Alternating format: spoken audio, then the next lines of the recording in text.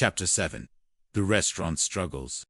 The rent increase was merely the first volley in Mr. Bradford's war against Jack.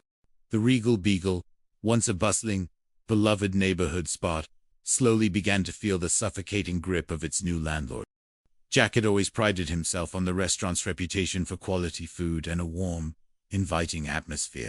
He had poured his heart and soul into it, cultivating relationships with local suppliers, experimenting with new recipes, and building a loyal customer base. Now, all of that was under threat. Mr. Bradford's tactics were insidious, subtle at first, then increasingly overt. He started with the health code violations.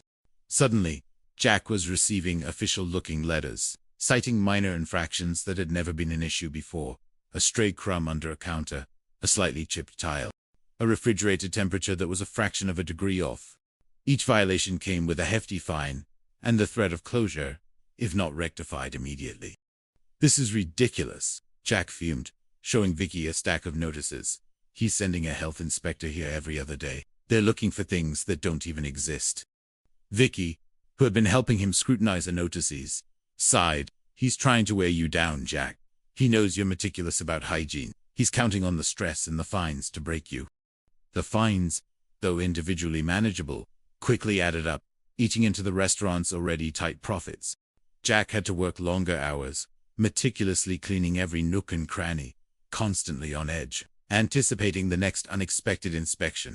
His passion for cooking, once a source of joy, began to feel like a relentless chore.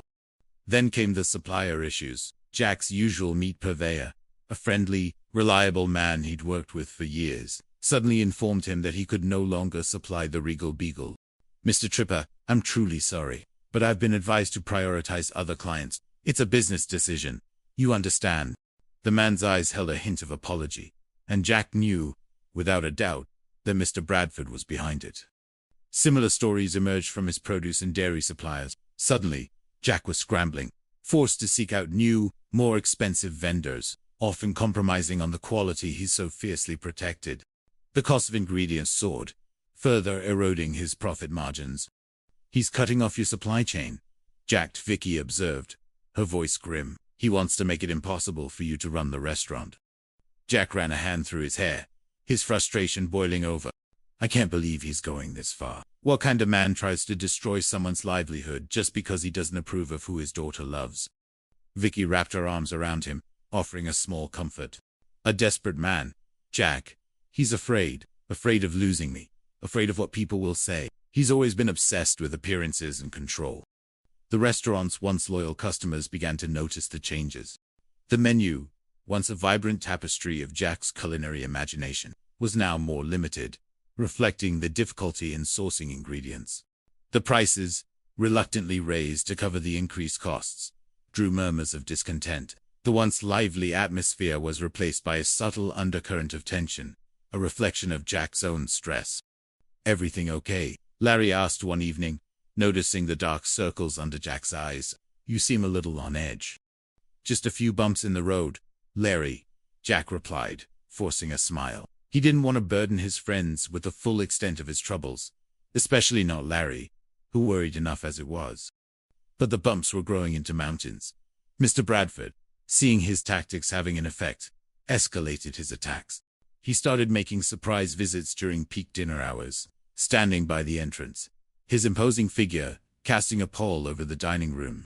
He would scrutinize the diners, make pointed comments about the noise level, or demand to speak with Jack about some fabricated issue, all within earshot of the customers. One night, a couple regulars at the Regal Beagle left abruptly after Mr. Bradford's latest performance. Jack watched them go, a sinking feeling in his gut. They were losing customers. "This is deliberate, Jack," Vicky said, her voice tight with anger. She had witnessed the scene from their apartment window, the restaurant directly below. "He's trying to drive away your clientele." Jack slammed his hand on the counter. "He's succeeding. My dream, Vicky. Everything I've worked for. He's trying to crush it." The raw pain in his voice was undeniable. Vicky pulled him into a fierce hug. "He won't, Jack. We won't let him. We'll find a way. We have to." But even as she spoke the words, Jack could see the worry in her eyes. Mr. Bradford was a formidable opponent, relentless and ruthless.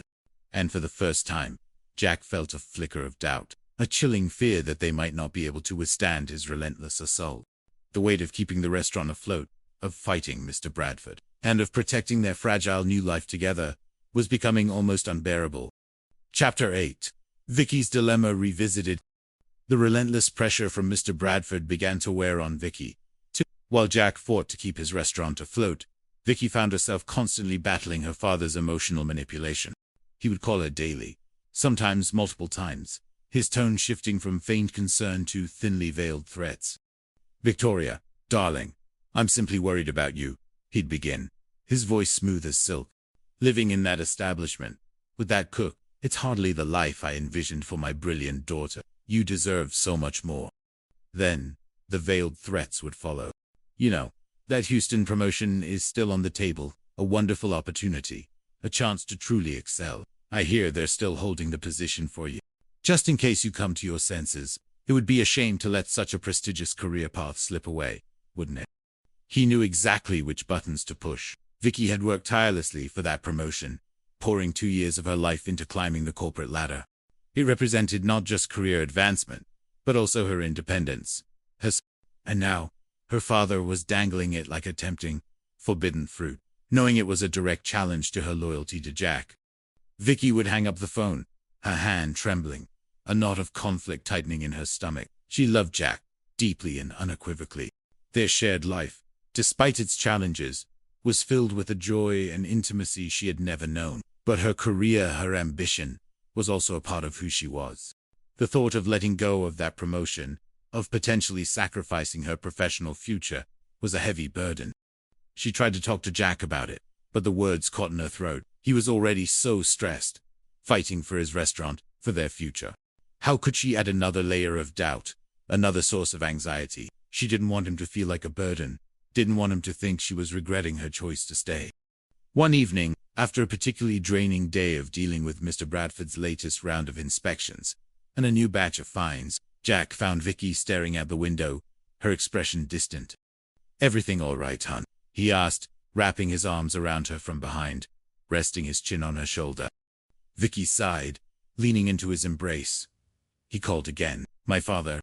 What did he want this time? Another lecture on my culinary shortcomings. Jack tried to joke, but his voice was tired. Vicky shook her head. "The Houston job. He says they're still holding it open for me." Jack stiffened, the familiar pang of guilt returning. He remembered their earlier conversation, his misguided attempt to push her towards her career, believing it was what she truly wanted. He had almost lost her then. He turned her to face him, his hands gently cupping her face. "Vicky, you know I want you to do what's best for you. If that job, if that career path, is what truly makes you happy, then you should take it. I won't stand in your way." His voice was earnest, though his heart ached at the thought.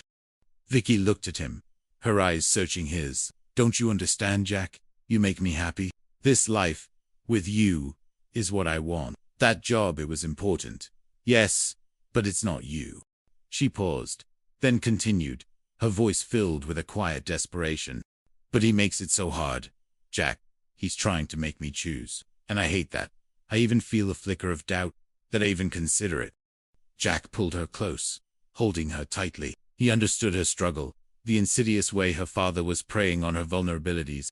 He knew that Mr. Bradford's ultimate goal was to make her believe that her life with Jack was an inferior choice, a sacrifice that wasn't worth it. "You don't have to choose, Vicky," Jack murmured into her hair. "We'll fight him. Together. We'll find a way to make this work, to keep the restaurant, to keep our home. We won't let him win." But even as he spoke the words, a seed of doubt began to sprout in his mind. Could they really withstand this relentless assault? What if, in fighting her father, he was inadvertently forcing Vicky to give up a part of herself, a part that he, in his desire for her happiness, knew was important? The dilemma was a cruel one, and Mr. Bradford was a master at exploiting it. Vicky, meanwhile, wrestled with her own internal demons. She would browse job listings online, almost instinctively, her mind drawn to the familiar comfort of a structured career path. She'd even draft a few emails, inquiries about the Houston position, only to delete them before sending. Each time, she felt a profound sense of guilt, a betrayal of her love for Jack. She knew her father was wrong, that his actions were despicable.